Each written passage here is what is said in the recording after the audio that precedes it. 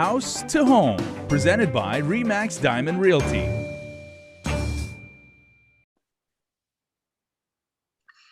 It is Tuesday, everybody, so you know what that means. Liz and Gina are here with news that you need to know about navigating the often choppy waters of real estate. They are here to smooth your journey. They're the helmsmen, or helms people, I should say. So, Hafide to you both. Happy Olympics.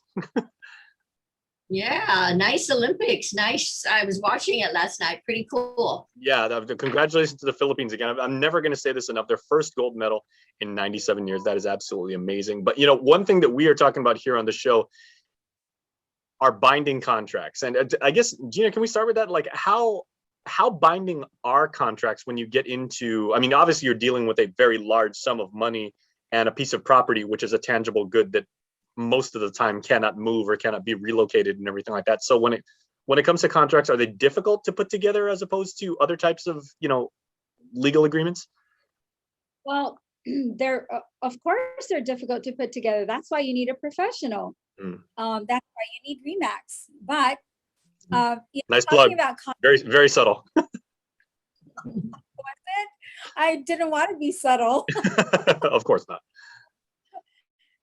But you know, I mean, putting the jokes aside, when it comes to contracts, we are members of the Guam Association of Realtors, and in being part of that association, they have put together a list of documents, basically real estate contracts that they have vetted, and the Guam Association actually had their local attorney go through these documents to make sure, because as real estate professionals, we are not allowed to create contracts. We're not attorneys, right? But we can share in the documents that the association has already put together for our use, and in turn, we can offer those contracts to our customers and our clients for their use if they don't already have one that's been given to them by their attorney. So, you know, that's one of the benefits of working with a realtor. We have the contracts in place.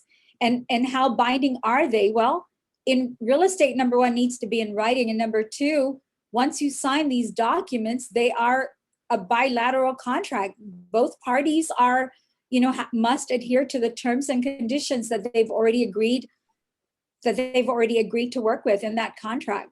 Now, Liz, we're typically when you deal with a real estate transaction, even like a residential one, like you purchase a home on undeveloped land, it's not just a single piece of paper that you sign off on and everything. You might have something between the buyer and the seller. Then obviously you've got the bank or the lending institution, and you might have a contract or what have you, right?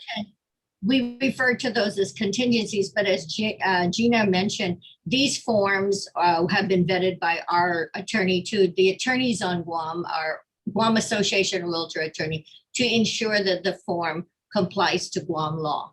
So we as agents will utilize the form. Now, bear in mind, the form is proprietary, and it's for the use of actual, we can't just hand these forms to our clients and customers so they can use it. We can't, then we're violating our code. It has to be used by a licensed realtor to complete the form. And in the form, we normally notify the sellers that when you do get an offer, it may contain a number of contingencies. So if it's land, of course, the standard verbiage, depending on what the buyer wants to do, it may state that the seller will pay for survey costs to show the points. They want to know, am I buying a piece of property with, when I'm looking at it, is it actually here? Because it has happened where if they don't inspect the points, they're buying a piece of land that was located 2 or 3 lots away. We want to ensure that they're buying the property we're actually showing them. So the contract does have a number of contingencies if we prepare it, depending on what the buyer wants.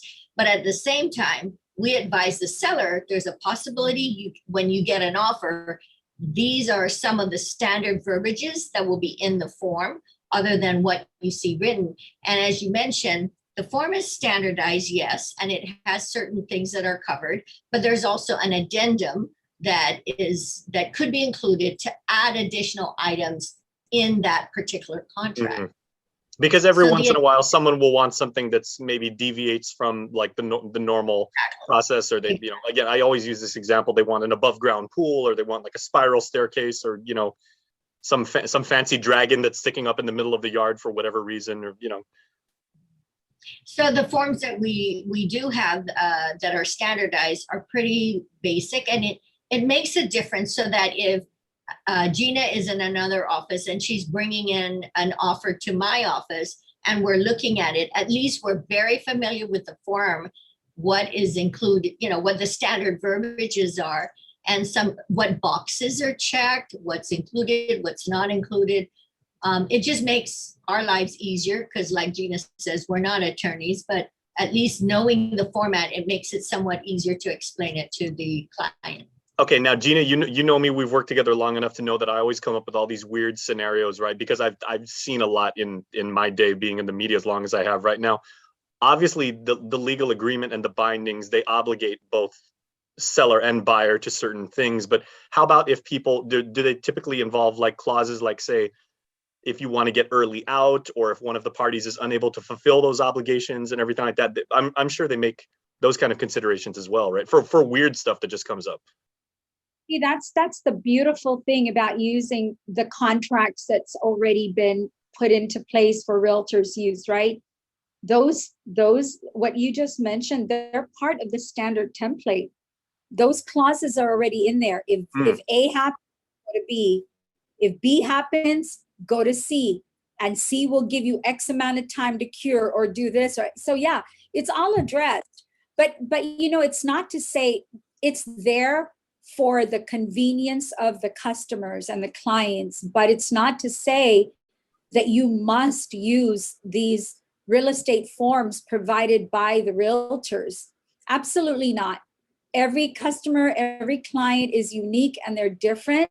And some people could possibly show up and say, well, it's great you guys have your forms. I have mine, or I prefer to have my prepare it. And absolutely, if that's the case, then we're here to serve. We're going to work with a document that you want to use. So how do you guys handle that? Like, say a client is purchasing something, like, let's just say a hypothetical situation. A client is buying a undeveloped piece of land for commercial use. They're going to put together like a little mini 4-unit apartment building, right? And they say, I'm not using the standard template. I had my own attorney draft up the documents. These are the documents, the likes of which you guys probably haven't seen before. And when they give it to you as the realtors, how do you guys like handle that? When we get those forms, of course, I look, I'm sure Gina does this too, when we look at a form and it's not our standard, if we're representing the buyer wants us to submit it, or the buyer has the form, we're looking at what are the contingencies contained in the verbiage, what is standard, what is not standard. So I look for bombs in any contract, because we're used to utilizing the forms that we have, which is pretty extensive and it covers all aspects.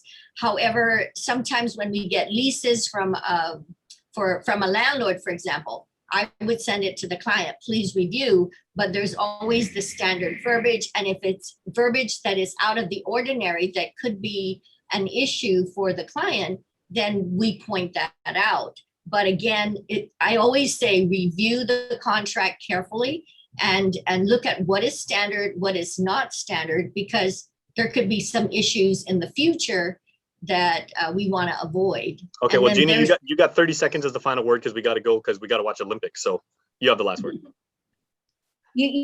Jason, all of the documents, whether they're standard or provided by someone else for the transaction, we review everything. And we prefer to sit down with the customer or via Zoom and go through that contract line by line, because just because it seems standard to us, we're not going to take it for granted that it's standard to you. And we're going to go over that and highlight all the fine print so that nothing gets missed. No stone is left unturned. All right, well, ladies, we appreciate it as always. I will talk to you next week, and I will see you guys the next time you watch KUM. Have a wonderful week. Thank you. Bye.